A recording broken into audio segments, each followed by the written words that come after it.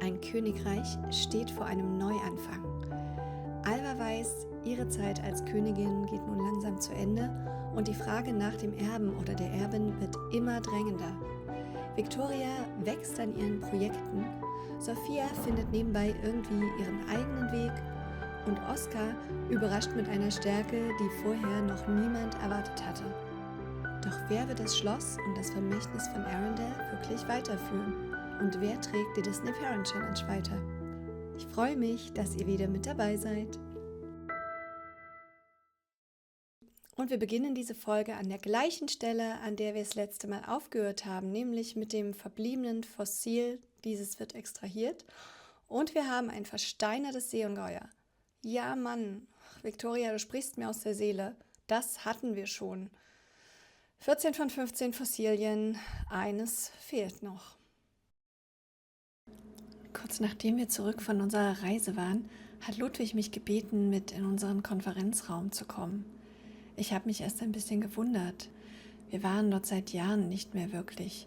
Es gibt auch wenig zu besprechen. Ich bin einfach so mit den Kindern beschäftigt und ja, er kümmert sich um die ganze Politik. Aber es war ihm wichtig, mit mir zu sprechen und es hat sich herausgestellt, dass er von meiner Mission erfahren hat und dass nur noch das letzte Teil fehlt. Und wie wichtig das für mich ist, weil er irgendwie auch den Eindruck hat, dass es etwas besonders Wichtiges verbirgt. Er meinte, wir sollten gemeinsam zu einer Reise aufbrechen, um dieses letzte Geheimnis unserer Familie zu lüften. Aber vorher solle ich mir darüber klar werden, falls uns etwas passiert, wer von unseren Kindern das Schloss übernehmen wird und all die Verantwortung, die auf unserer Familie lastet.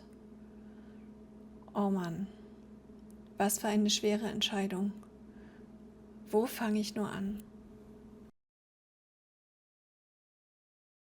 Und auch wenn sie in letzter Zeit schon wirklich sehr viel Zeit miteinander verbracht haben, hat sich Alva dazu entschlossen, als erstes zu Victoria zu gehen und mit ihr über dieses besondere Vorhaben zu sprechen und auch darüber, wie sie sich eigentlich ihr Leben als Erwachsene so vorstellt. Ob sie sich vorstellen kann, die Verantwortung für ein ganzes Schloss zu übernehmen. Und Alva kommt auch nicht mit leeren Händen, denn es gibt da ja noch eine besondere Aufgabe zu erfüllen, die nun hier mit der Familie zu tun hat. Alva hat also ihr schon übervolles Inventar vollgepackt mit den 7 Schulprojekten. Ich dachte jedenfalls, es waren 7. 1, 2, 3, 4, 5, 6, 7. Die sie jetzt alle mit Victoria bauen möchte. Und zwar konstruieren wir passenderweise als erstes zusammen eine Brücke. Victoria muss ja hier damit anfangen. Und während die beiden hier an der Brücke basteln, denn wir müssen dieses Projekt ja gemeinsam bauen, werden sie sich mal eingehend darüber unterhalten, wie das hier so weitergehen soll und wie Victoria ihre Rolle in der Familie so sieht. Und in der Zeit schauen wir uns gleich mal noch an, wie es mit den Merkmalen aussieht, diesen Erziehungsmerkmalen. Also Verantwortung ist schon ziemlich gut. Wir müssen aber auch noch an der emotionalen Kontrolle arbeiten. So, das heißt, wir arbeiten an der emotionalen Kontrolle und so wie wir das in den letzten Teilen schon gemacht haben, denn sowohl Alva als auch Cinderella damals hatten ja eine gute emotionale Kontrolle. So, und da Alva ja besonders gut weiß, wie das so ist mit der emotionalen Kontrolle, hat sie von unten auch hier gleich noch einen Schallplattenspieler mitgebracht, den man hier irgendwie nicht auf dem Tisch platzieren kann. Sehr schade, aber hier vielleicht daneben. Und mit dem Victoria dann gleich mal noch ein bisschen zu klassischer Musik entspannen kann. Was ja auch perfekt ist, das hier einfach nebenbei zu tun. Ich hoffe jedenfalls, dass das geht. Also ja, Barock ist keine Klassik, ist mir klar. Ich weiß nicht, ob das mit dem Schnitt davon geht. Offenbar nicht. Okay. Also Victoria braucht offenbar eine... Nee, doch, es geht. Es geht. Erwachsene können nicht zu klassischer Musik entspannen. Erwachsene sind so angespannt, dass nicht mehr Klassik hilft. Offenbar. Ich meine, es läuft ja auch Barock gerade. Wie könnte mich mein erster Weg nicht zu Victoria führen? Wir haben in den letzten Monaten, Wochen so viel gemeinsam erlebt. Und ja, ich bin ehrlich, sie erinnert mich an mich selbst. Ich finde es so schrecklich, dass sie hier in diesem Zimmer eingesperrt leben muss.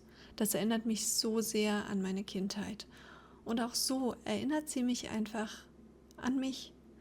Sie ist ehrgeizig. Sie möchte immer das Beste aus allem herausholen. Und ich möchte einfach die ganze Zeit nutzen, die wir haben, um ihr noch ein paar Fähigkeiten mitzugeben.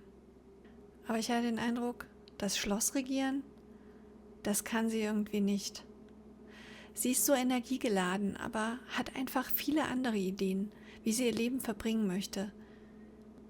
Sie sagt, sie sieht sich eher als Familienmensch, mit einer großen Familie, mit Kindern und dass diese in Freiheit leben können und sie alles besser machen wird. Das hat mich innerlich zerbrechen lassen. Ich wollte das eigentlich auch immer.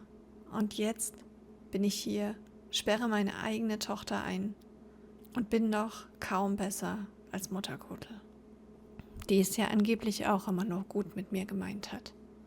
Aber wenn Victoria das Schloss nicht will, was wird wohl ihre Bestimmung im Leben sein? Ich wünsche mir, dass sie ihre Träume erfüllen kann, in Freiheit leben mit ihrer großen, glücklichen Familie. Und nachdem sie hier wieder was gebaut haben, unterhalten sich Victoria und Alva noch ein bisschen. Und ich hoffe, dass wir irgendwie dann doch noch dazu kommen, hier die enge Familiendynamik zu erreichen. Ich habe ja irgendwann mal gesagt, in den vergangenen Teilen, die Familiendynamiken sind eher so eine optionale Sache, weil es mir sehr schwer jedes Mal gefallen ist, Olaf ist weggelaufen. Oh nein. Ja, weil es mir jedes Mal so schwer gefallen ist, die zu erreichen. Es war dann doch irgendwie härter, als ich gedacht habe. Und fürsorglich. Nein, wir brauchen eine enge Familiendynamik. Also ich klicke jetzt mal Nein. Die haben zwar schon eine, die haben eine strenge Familiendynamik. Und wir brauchen eng. Und ich hoffe irgendwie, dass das auch kommt noch. Die sind ja wirklich sehr, sehr eng miteinander. Also die haben ja irgendwie eine maximale Beziehung. Ich glaube, Alva hat mit niemand anderem so eine enge Beziehung. Nicht mal mit dem Ehemann. Oh, das sieht schon wieder richtig schlecht aus. Ja, sie hat aber auch einfach viel, viel Zeit mit Victoria in letzter Zeit verbracht und sich weniger um alle anderen gekümmert. Also weder um ihren Mann noch um die beiden anderen Kinder. Und einer in dieser Familie, nämlich Ludwig, hat sich auch daran erinnert, dass seine andere Tochter Geburtstag hat, Sophia. Und deshalb werden wir ihr hier gleich mal noch einen Geburtstagskuchen backen, damit sie zum Teenager werden kann. Und Alva ist nach unten gestiegen. Vielleicht ist ihr auch eingefallen, dass sie sich mal ein bisschen um ihre anderen Kinder kümmern müsste oder um ihre Pflanzen. Ja, die Frau setzt Prioritäten. Der Kuchen ist tatsächlich fertig geworden und nun hat sich die Familie hier versammelt, zumindest abgesehen natürlich von Victoria und den ganzen Tieren, um endlich Sophias Geburtstag zu feiern. Und sie wird nun auch als letztes Kind des Haushalts noch zum Teenager. Und wir wissen leider, was das bedeutet. Die Eltern werden bald eine besondere Reise antreten und ihre Teenager zu Hause zurücklassen.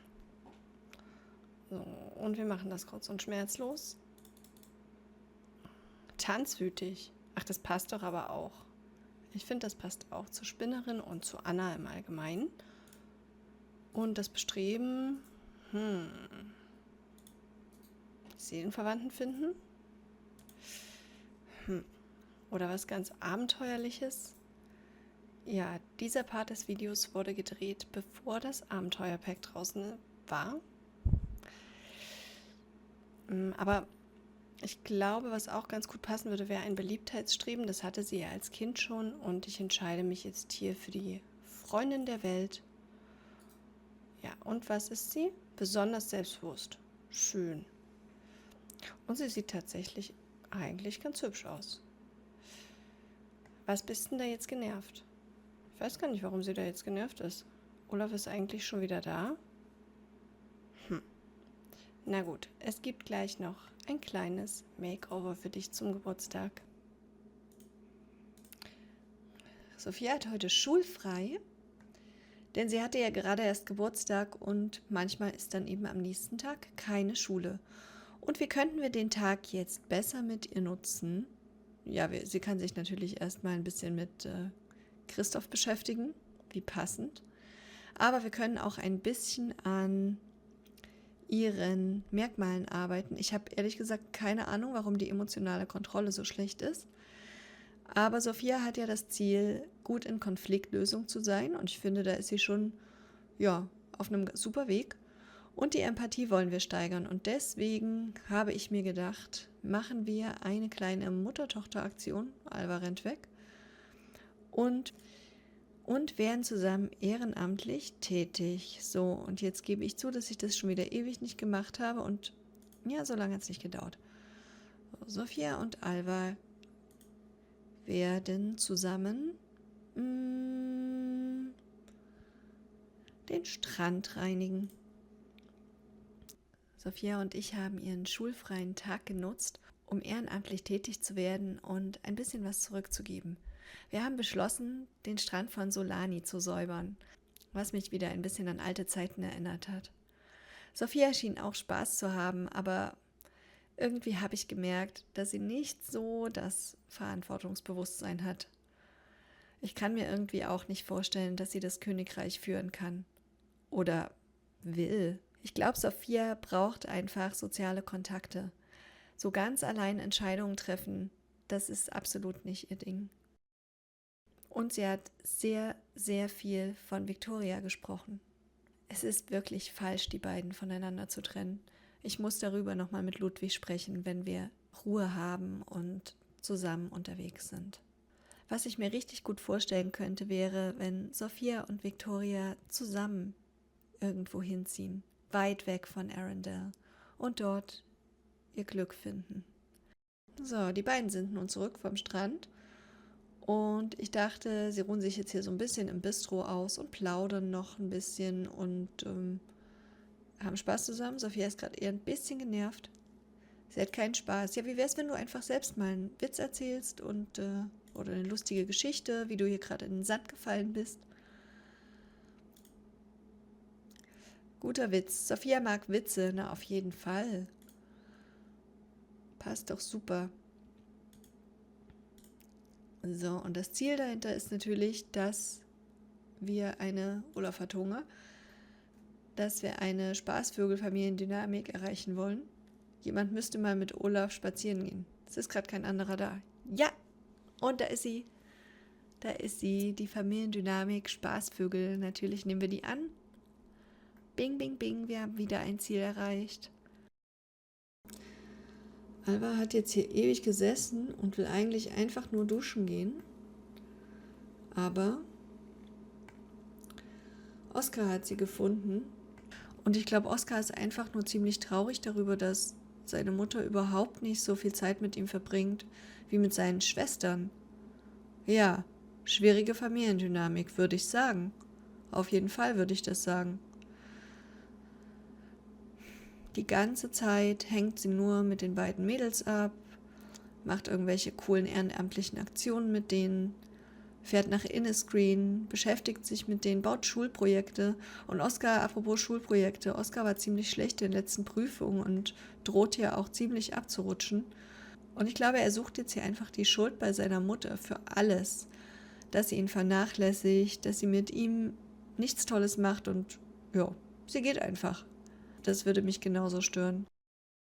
Sie hört lieber dem Pferd zu und geht schlafen. Alles klar, Alva. Wie wär's denn, wenn du wenigstens ein bisschen noch Geheimnisse des Verführerischseins weitergeben? Ja, das ist gerade eine sehr gute Idee. Wie wär's denn, wenn du wenigstens ein bisschen mit ihm sprichst und ihm vielleicht in Aussicht stellst, dass ihr morgen was zusammen macht? Ich meine, morgen ist Samstag, ihr habt das ganze Wochenende Zeit, eure Beziehung vielleicht ein bisschen zu verbessern. Das würde ich vorschlagen. Und ich meine, dann könnte man ja vielleicht an der Beziehung arbeiten und ein bisschen freundlicher auseinandergehen, bevor es jetzt hier wirklich Zeit fürs Bett ist. Es ist noch ziemlich früh am Morgen. Um genau zu sein, ist es 7:30 und der Prinz von Arendelle ist schon wach und kümmert sich hier unten um die beiden Pferde. Hat gerade auch schon Pferdeäpfel aufgesammelt. Ich weiß gerade gar nicht, warum dort noch welche liegen. Aber ja, jetzt unterhält er sich hier mit denen, wenn schon seine Mutter nicht so viel Interesse und Zeit für ihn hat. Aber sie ist ja schon auf dem Weg zu ihm, denn sie hat ihm schließlich versprochen, dass die beiden sich heute mal ein bisschen Zeit füreinander nehmen und auch gemeinsam was unternehmen. Und ich glaube, Oskar hat schon eine ganz gute Idee, wie man das machen kann. Denn was könnte jetzt näher liegen, als dass wir einen kleinen Ausflug zusammen machen, einfach mal weg von allen anderen, weg von der Familie, den Pflanzen, den Problemen, alles mal hinter sich lassen. Alva setzt sich auf Christoph, weckt ihn erstmal auf und ja, Oskar, du verbringst jetzt Zeit mit deiner Mutter und zeigst ihr mal, wo deine Interessen so liegen. Oskar hat, glaube ich, tatsächlich noch nicht oft auf dem Rücken eines Pferdes gesessen. Aber er kannte Ecken von Brindleton Bay, die ich einfach noch nie vorher gesehen hatte. Vielleicht war er hier mit Olaf öfter unterwegs. Ich habe das irgendwie gar nicht so richtig mitbekommen. Aber Oskar kennt einfach jeden Winkel unseres Königreichs. Und viele scheinen ihn sogar zu kennen. Alle grüßen ihn freundlich und bleiben stehen, um kurz zu plaudern. Ich bin total beeindruckt von meinem Sohn. Ich weiß quasi gar nichts über ihn. Und dann hat er mich noch mit einem ganz besonderen Vorschlag überrascht. Er hat gehört, wie Ludwig und ich über die besonderen Fossilien gesprochen haben und schlägt mir vor, dass wir gemeinsam durch Brindleton Bay reiten und noch ein paar davon zu suchen. Vielleicht finden wir so das letzte Teil. Ich bin wirklich beeindruckt. Und ich glaube, er ist es. Er ist der wahre Erbe von Arendelle, auch wenn er das elegante Reiten wohl noch etwas üben muss. Er ist charmant, witzig und kennt einfach jeden Winkel. Oskar ist der perfekte König. Ein Kind, das trotz Einzelgängertum das Beste aus seinem Leben macht, trotzdem noch familienbewusst ist und Träume hat, genauso wie Alva selbst. Ein Kind, das nicht nur ihr goldenes Herz geerbt hat, sondern auch ihren Humor und einfach jeden und alle um sie herum zum Lachen bringt, wie auch immer sie das schafft und sich jeden gleich weniger schlecht oder weniger einsam fühlen lässt. Und ein Kind, das nicht nur mit allen Menschen wunderbar klarkommt, sondern auch mit allen Tieren im Königreich und dazu noch jeden einzelnen Ort wie seine Westentasche kennt. Ich glaube, Alva kann ganz schön stolz auf ihre 3 Kinder sein und kann sich beruhigt zurücklehnen, wenn es dann heißt, dass sie mit Ludwig auf diese letzte eine Reise ins Ungewisse geht. Ja, sie hat noch 7 Fossilsteine im Inventar. Die können wir alle noch öffnen. Sie hat gerade schon wieder ein Schulprojekt mit Victoria abgeschlossen. Und sie hat immer noch dieses geheimnisvolle Päckchen in ihrem Inventar, von dem ich mich immer noch nicht getraut habe, es aufzumachen. Ja, schlaf gut, Alva. Wir wissen nie, wann deine letzte Nacht in diesem Schloss anbricht. Und ich glaube, allzu lange werden wir uns nicht mehr Zeit lassen. Und ja, werden im nächsten Part Alva und Ludwig auf diese letzte große Reise schicken, von der ich jetzt schon oft erzählt habe. Und wir werden sehen, ob sie davon lebend zurückkommen. Und wenn euch das Video gefallen hat, freue ich mich auch immer sehr über Likes und Kommentare. Also dann bis zum nächsten Mal. Tschüss!